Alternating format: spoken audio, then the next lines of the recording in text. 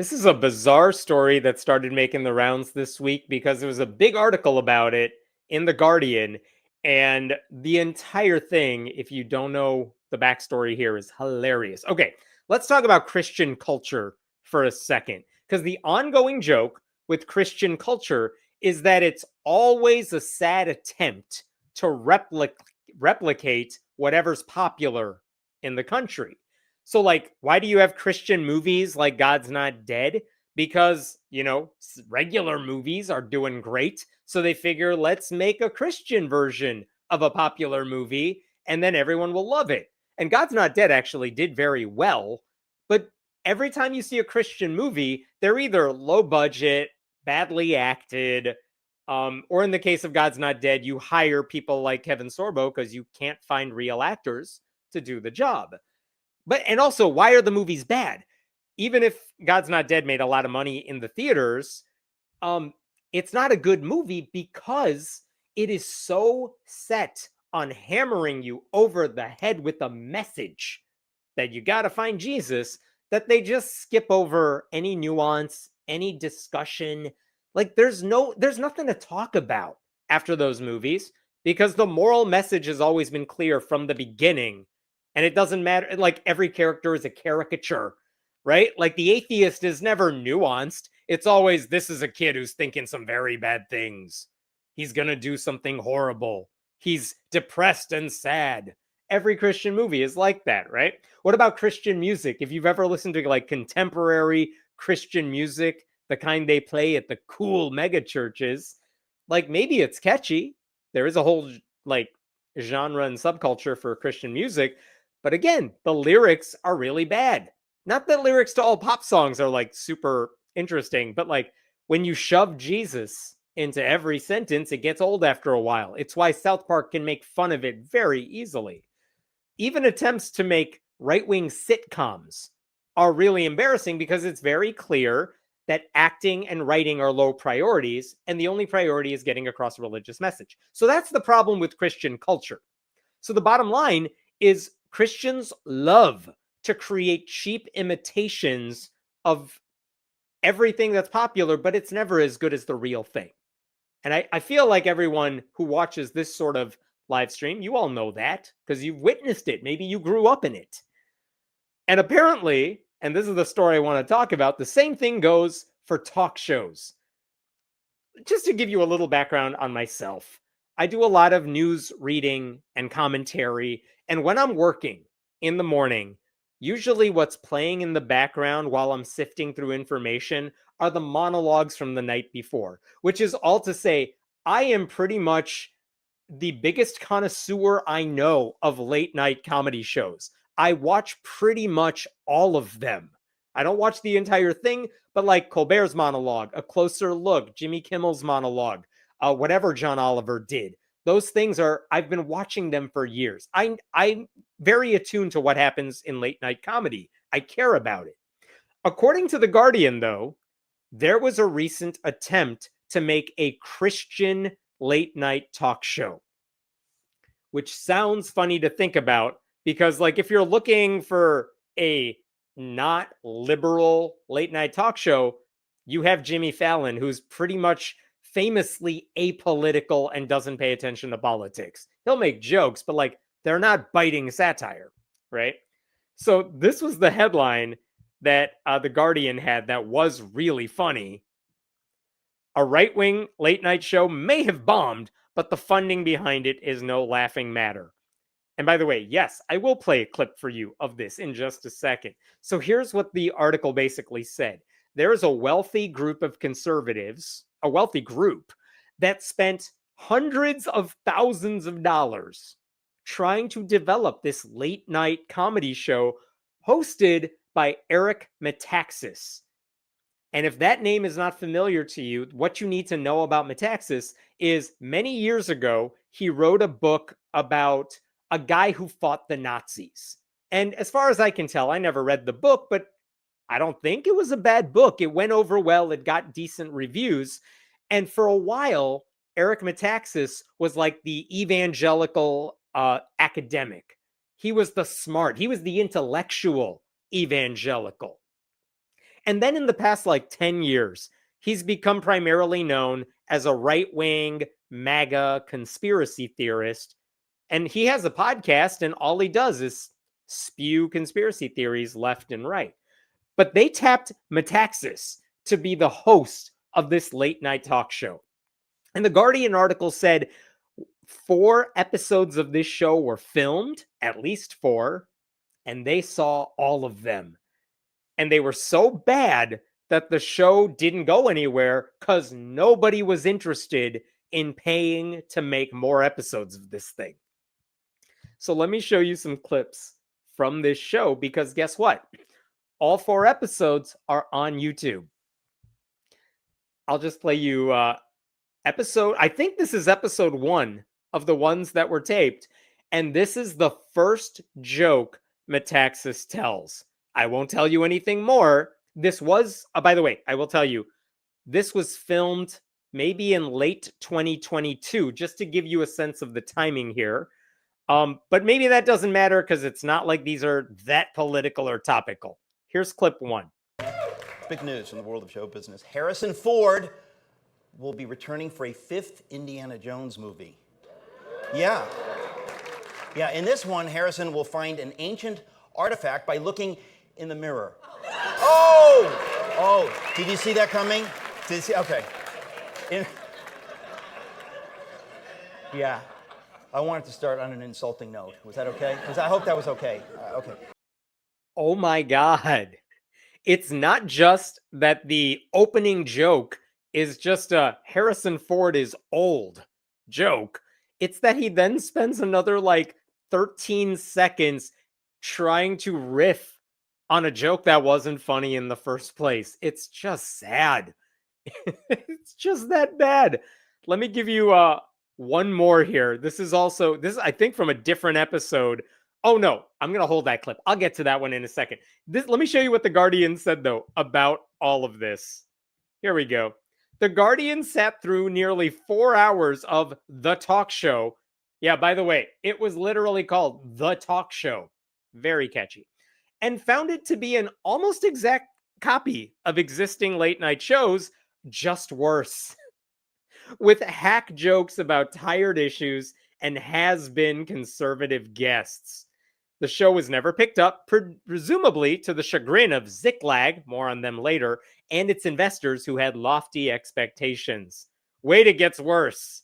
Unfortunately, across the 4 pilots, Metaxas's comedic bent was noticeable only by its absence.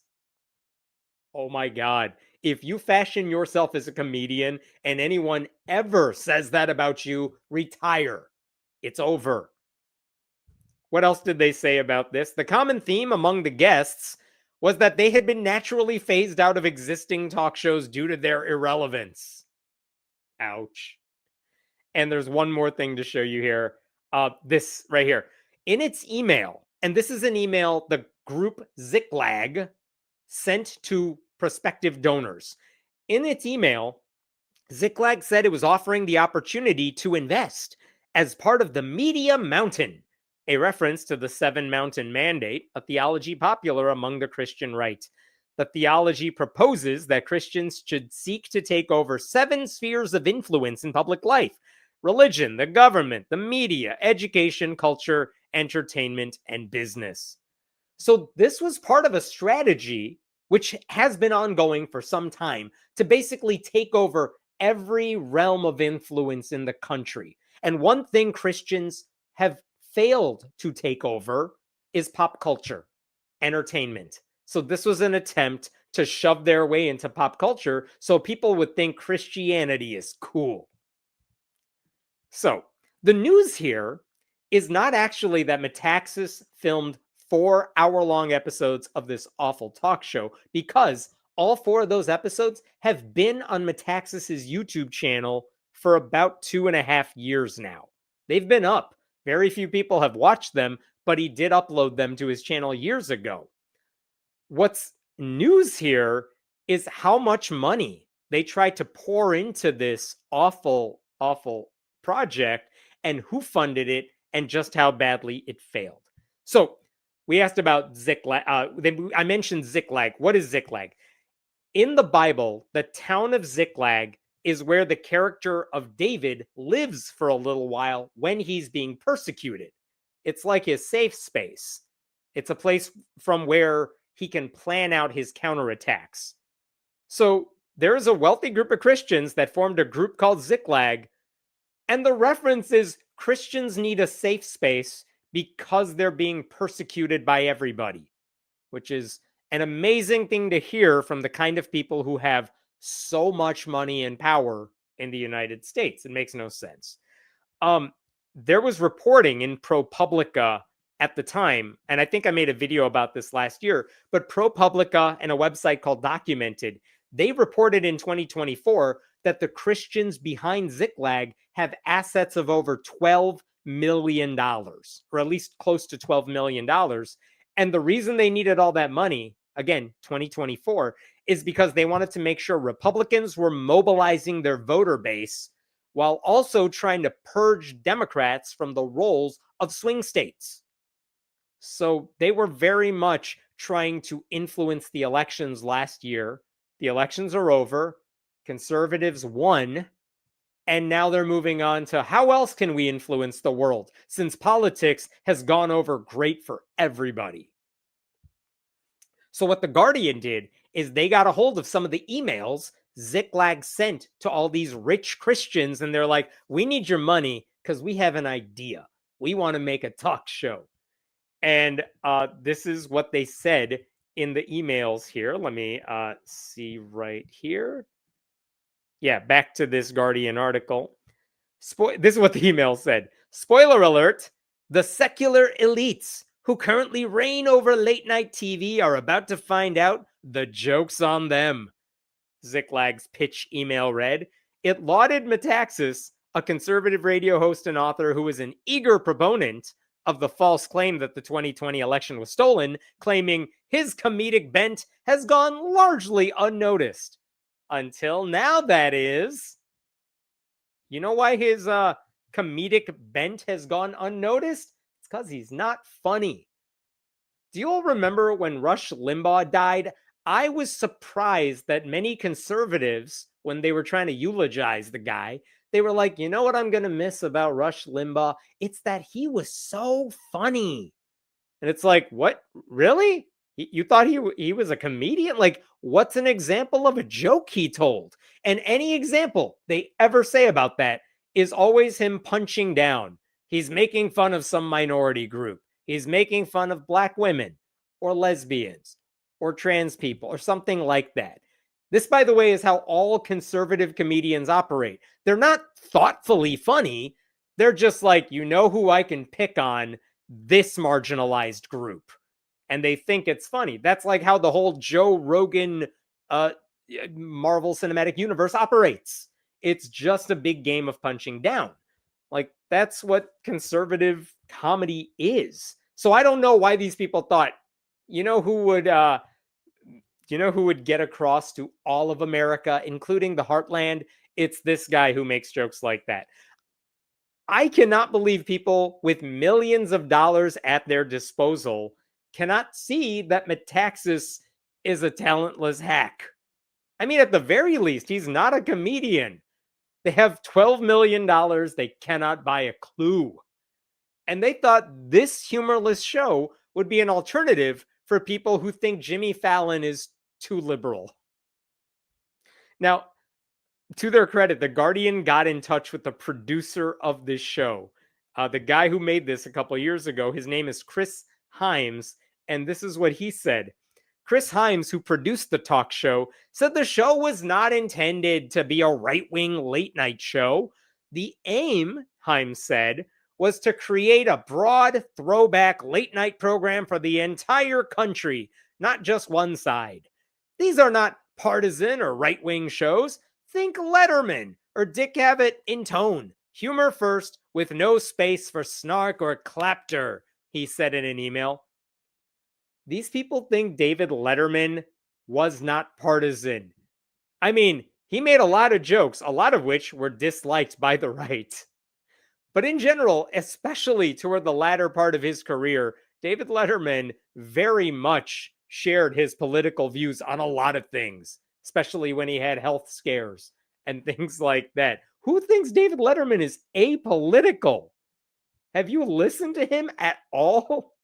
But also, if you want to create a broad throwback late night program for the entire country, what does that exactly mean? Because why do you think Colbert's not doing that or Jimmy Kimmel's not doing that?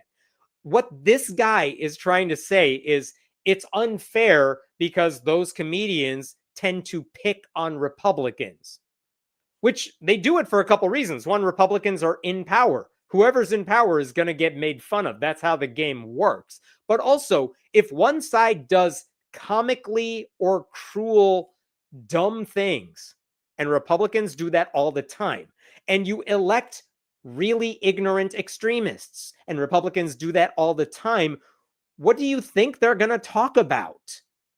They don't make fun necessarily of like Kamala Harris or Alexandria Ocasio-Cortez because they just don't give them much to make fun of. Kamala Harris did, and they did make fun of her for a lot of things. But in general, what are you mad about? Oh, they want health care for everybody.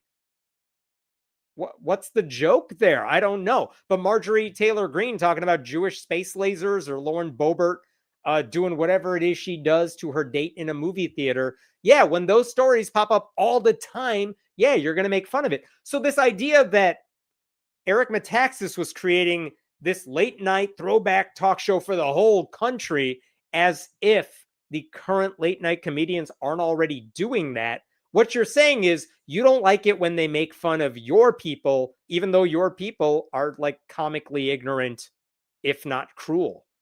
Like maybe stop giving them so much fodder and they wouldn't make fun of you. But it's not like coastal jokes just because they mock Republicans. Maybe Republicans deserve to be condemned and criticized and mocked. I don't get why you have to avoid politics to make a show for the whole country. Because if the news channels are not telling you outright that Republicans are the problem here, thank goodness there are some late night comedians who are like, well, we don't have to pretend both sides are equal. We can just go after the one that's causing all the problems, as you should. That's, in another era, that would be called journalism, but there you go. What else did Himes say here that I thought was funny? Himes added, to be clear, a right-wing late night show would be a terrible idea. What we're building is something more essential, a genuinely funny, unifying alternative.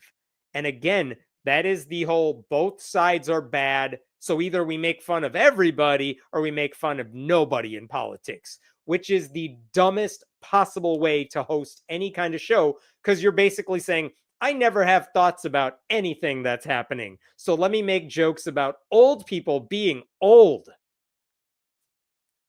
You can watch, The Guardian has like a 90-second highlight reel of Eric Metaxas doing jokes from his monologue, and they're just sad.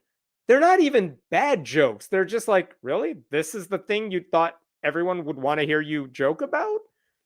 It's weird. He's making fun of Ken, like the doll Ken getting a prostate because he's old. They love old people jokes. I don't know. Bad drivers, I think, was the subject of one joke.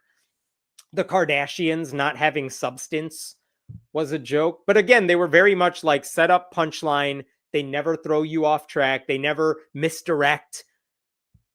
They're just not well written. You know what I mean? So the shows they made, the 4 episodes Eric Metaxas made, they were just not funny.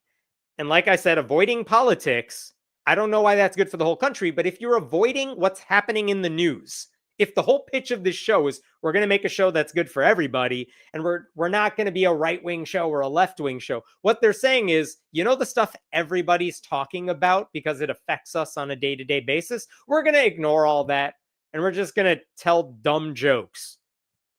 That's not even why people watch late-night talk shows then.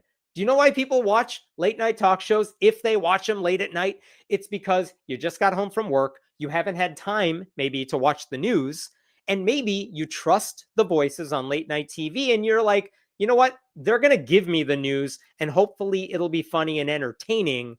because maybe you don't like watching the boring news. Maybe that's just too dry for you. I think that's why a lot of people watch this stuff. Or you think it's actually funny, and I happen to think some of it's actually funny. But for what it's worth, this idea that a right-wing late night show would be a terrible idea, I'll be honest with you, I don't think it would be. Not because I think they would be funny. I don't really know how that would actually work because I don't think conservatives are funny. But the idea for a talk show where you interview people and you brought on some conservatives, not just to do a little verbal debate on CNN, but to open up about themselves, maybe humanize themselves. Honestly, I think there would be some value to that. And they didn't focus on that at all here, but to bring guests on and then ignore politics, that feels like a waste of everybody's time. Like, what is the point of watching any late night show if they're not tackling current events or they're not asking pointed questions that revolve around the guest's relevance? I mean, this week, Taylor Swift was on a couple late night talk shows. Why? Because she has her new album out. And guess what they asked her about? They asked her about the album. They asked her about her engagement, because of course you do, because that's why she's in the news. And if they have a senator on, you're going to ask them about the current government shutdown, and you're going to ask them about the future of the Democratic Party, if that's who you're bringing on. Why would you avoid that stuff? Why would anyone want to watch? You know who Eric Metaxas did have as a guest? Danny Bonaducci from the Partridge Family. Why? No reason. And again, this is the problem. It's not that Danny Bonaducci necessarily is like a bad guest. It's, well, why are we talking to him now? Is there a point to it? I'm not sure. They also had Carrot Top, who's just doing his comedy show in Vegas, but isn't relevant. He's doing his thing, fine. But like, why do we need to hear from him? I don't know. The one interesting guest they had on the Metaxas show is the director Ron Howard. But the funny thing about that is they hyped this up. Like, we're going to talk to director Ron Howard. We got one of the biggest directors in Hollywood. We're going to interview him. Except what the Guardian points out is that Ron Howard clearly was doing a press junket, meaning he goes to like a hotel and sits in a chair like this for 8 hours in a day. And basically every media outlet that gets a press pass gets to have like 10 minutes with the guy. And so when you're watching Entertainment Tonight or E! News or whatever, usually you're seeing hosts on press junkets. They get their 10 minutes, everyone acts like they're super excited, and then the stars of the new movie do the same interview like 100 times. And Eric Metaxas was doing that interview from the comfort of his own home. He wasn't even in the room. So I don't know. I don't get why they thought this show would be a good idea. This is really just me riffing on late night TV at this point. But there was one other thing I wanted to point out, which is you just saw that producer mention this is not a right-wing show or a left-wing show. We're an apolitical show. But it's not apolitical. And let me show you one more short clip. And this is a clip in which Eric Metaxas was making a joke about Joe Biden. And by the way, that's fine. It was filmed in like 2022. You can make fun of Biden. The question is it a good joke? And I'm not even showing you the joke. It's irrelevant. I'm showing you the setup to the joke. See if you could tell why I don't think the show is apolitical. This is some huge news. I have to begin here. This is big, okay? Yesterday, President Biden shocked the nation. Did you see what he did there? President Biden. Because Eric Metaxas is an election denier. He is a conspiracy theorist who thinks Joe Biden did not legitimately win the 2020 election, which he did. So right there, that's your show for the entire country. This is your apolitical show. BS.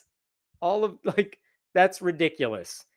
This idea, Himes also said there's no alternative to the liberal late night host. But honestly, there are.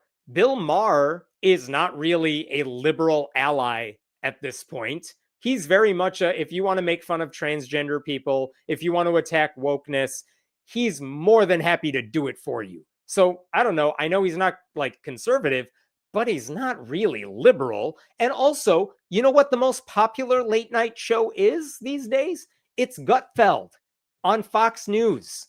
I don't consider that a comedy show because I don't think Gutfeld's a comedian. But that show is popular because it's on Fox and it's on late at night. So it technically counts, I guess, as a late night talk show, and they have guests and stuff. But those shows regularly punch down by attacking the marginalized. And that's what right-wing humor is like. Anyway, no one needed this show. Even if there was room for another late night host on TV, they picked the wrong guy to helm this particular ship because Metaxas is so unlikable.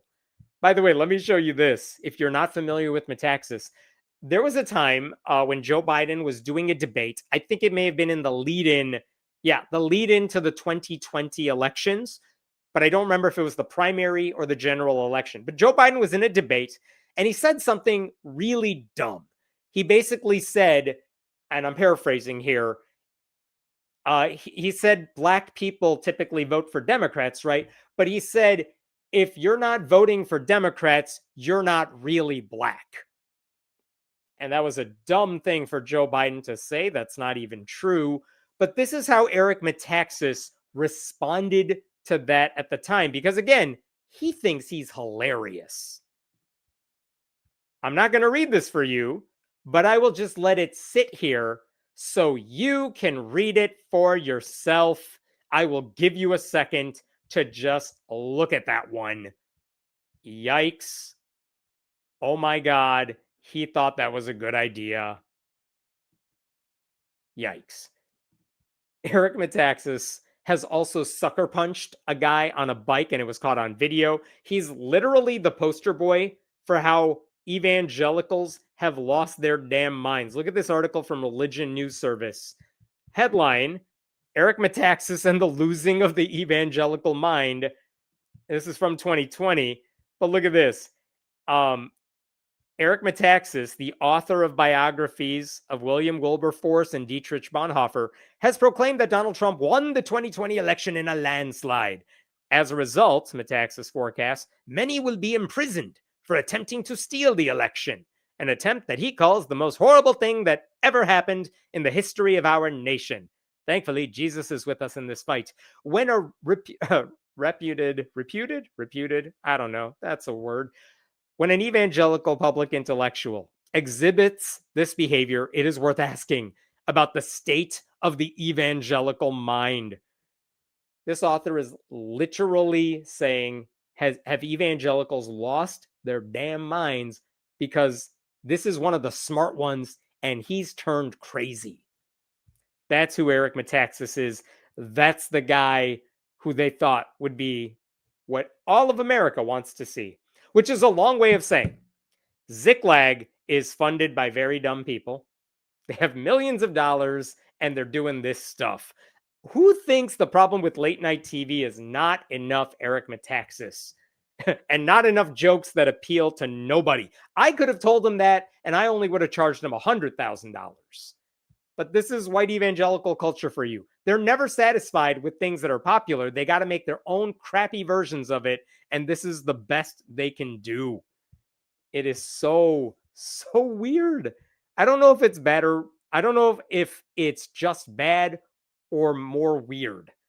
I'm not sure which of those it is. But this project didn't fail because Metaxas did not know what he was doing. It failed because there's no heart. There's no passion. There are no writers, apparently. And if you don't have that, if there's no voice from the host, why would anyone waste their time watching this stuff? I have no idea. Okay, I'll stop there. What questions do you have? Oh, thanks for becoming a YouTube member. I appreciate that. Thanks for that donation, Olivia. There's a few good Christian movies like Ben-Hur, but those are generally older epics, not the slops they are doing today. You could even argue that Charlton Heston 10 Commandments was a good movie, but there is a difference between telling a story with biblical characters and like trying to hammer home a Christian message first and foremost at the expense of telling an actually captivating story, which is what a lot of Christian movies are very bad at. Thanks for that donation. When I got after my boss for making a crappy R-word joke as punching down, he legit had no idea what I meant by that. The right has no empathy.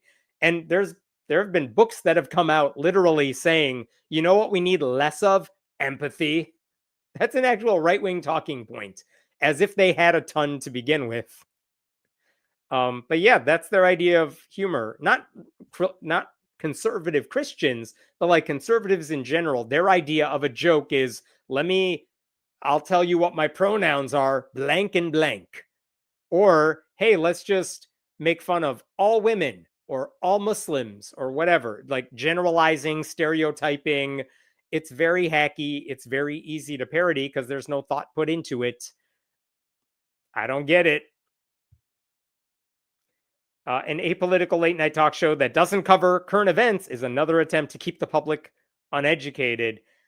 Yeah, and what are you talking about? I mean, if you listen to any podcasts, any of them, whatever it is you listen to, if they have guests, usually you're talking to a guest because they have something you think your audience ought to hear. Maybe they wrote a book. Maybe they're coming out with a project. Maybe they have expertise in something that you would like to know more about, you think your audience wants to know more about. The thing about this show is they were just bringing on guests for the purpose of filling seats and filling up time. It's not because their guest had anything everyone needed to hear. It makes no sense to me. I don't understand why they didn't just hire decent people to run the show. Churches make Christian movies to create a closed ecosystem. There's no way to escape for the children raised in the faith. I mean, yeah, I think there's a lot of truth to that. You create Christian movies so that Christians feel like they're part of the culture. Like you get to go have movie night. You can hang out with your friends and watch a movie. Okay, but I'm not talking about those Christian movies. I'm talking about the ones they try to make like a whole thing.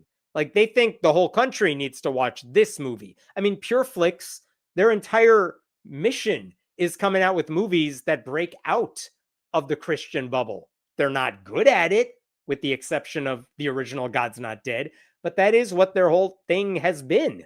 Like, we don't want to make movies that only Christians watch. We want to bring Christianity to the masses. And then they all fail for the same reasons, and no one seems to have figured out how to fix that problem. You think with all that money the Christian church has, you would think it'll be a bigger music and movie budget. Seriously. And do you remember, I know I made a video about this, the whole campaign for He Gets Us? You may have seen these ads on TV. They spent $100 million to put those ads everywhere. They bought ads to air during the Super Bowl. And what was it? It was basically a series of ads saying, I'm paraphrasing, like, Jesus gets you if you're poor, because he was poor. If you're depressed, yes, Jesus gets you too. That was the idea of the ad. But the problem with that, as I've said before, is who cares? Like, the people funding that very much think Jesus shares their bigotries. Like, the people funding this are the same people who want to take away civil rights from various groups of people. So don't tell me Jesus is like all of us when the people funding it have an agenda. You can't pretend Jesus is apolitical when the people pushing him onto your screens are very political. So it's just a thoughtless campaign to begin with. But they have so much money, and none of them have any clue. The people behind it don't seem to have the slightest idea how to break through outside their bubble, because the fact is, the message that the most famous public Christians get out is almost always a message of hate and bigotry, at least in the United States, at least when it comes to, politically powerful Christians.